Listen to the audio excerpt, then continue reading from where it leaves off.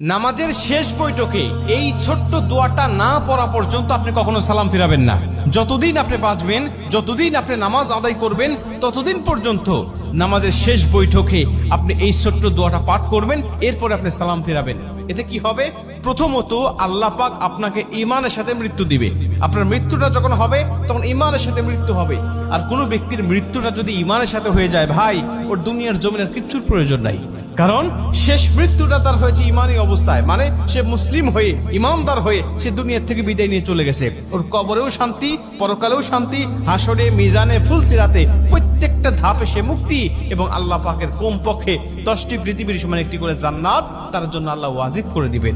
কারণ শেষ মৃত্যুটা তার হয়েছে ইমানি হালতে। সাহাবীদের মধ্যে অনেকেই ছিল যারা শেষ অবস্থায় ঈমান গ্রহণ করে তারা জান্নাতি হয়ে গেছে। আবার অনেকেই আছে রাসূল সাল্লাল্লাহু আলাইহি ওয়াসাল্লামের সাথে থেকেছে, নবীজির সাথে নামাজ পড়েছে, কিন্তু সে মুনাফিক হয়ে, বেঈমান হয়ে শেষ বিদায় নিয়েছে। আল্লাহ পাক তাদের জন্য জাহান্নাম অবধারিত করে রেখে দিয়েছে। ঠিক তেমনি ভাবে মানুষের শেষ অবস্থাকে আল্লাহ পাক বিবেচনা করে।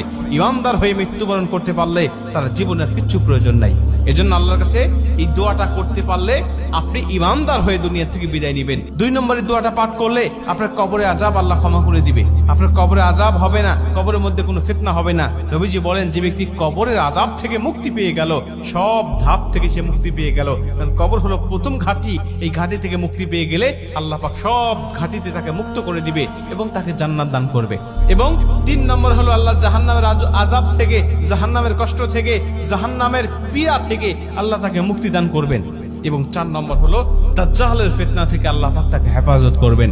ভাই, দাজ্জালের ফিতনা হলো পৃথিবীতে আদম আলাইহিস সালাতু ওয়াস সালাম থেকে শুরু করে আমাদের নবী মুহাম্মদ রাসূলুল্লাহ সাল্লাল্লাহু আলাইহি ওয়াসাল্লাম পর্যন্ত যত নবী রাসূল এসেছে, সমস্ত নবী রাসূল এই দাজ্জালের ফিতনা থেকে তার উম্মতকে সতর্ক করেছে।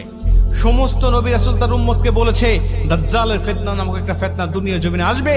এত বড় ফিতনা দুনিয়ার জমিনে আর কখনো মানুষ দেখতে পাবে না। এত বড় ফিতনা মানুষগুলোকে বেঈমান বানিয়ে ফেলবে মুহূর্তের মধ্যেই। আল্লাহ তাকে কিছু অলৌকিক ক্ষমতা দিবেন, আল্লাহ পাক তাকে কিছু অলৌকিক ক্ষমতা দিবেন ঈমানদারদেরকে যাচাই করার জন্য। তখন এই দাজ্জাল এসে দুনিয়ার জমিনে তার অনুসারী আর অনুগামী করবেন মানুষগুলোকে। বিভিন্ন ক্ষমতা আল্লাহ তাকে দেখাবেন, ওই ক্ষমতাগুলো মানুষগুলোকে দেখিয়ে দেখিয়ে সে পথভ্রষ্ট করবেন। এই জন্য আল্লাহ পাকের কাছে এই দোয়াটা করতে পারলে আল্লাহ সেই আযাব থেকে বা সেই ফিতনা থেকেও আপনাকে মুক্তি দান করবেন। দোয়াটা ছোট্ট দোয়া আমি আপনাদেরকে বলি, সেটা হলো আল্লাহুম্মা ইন্নী আউযু বিকা মিন আযাবিল কবর, আল্লাহুম্মা ইন্নী আউযু বিকা মিন আযাবি জাহান্নাম, আল্লাহুম্মা ইন্নী আউযু বিকা মিনাল মাহইয়া ওয়া মামাত, আল্লাহুম্মা ইন্নী আউযু বিকা মিন ফিতনাতি মাসিহিদ দাজ্জাল। আপনি এই দোয়াটা পাঠ করবেন, এরপরে আপনি সালাম ফিরাবেন। এইটা যদি আপনি কন্টিনিউ করতে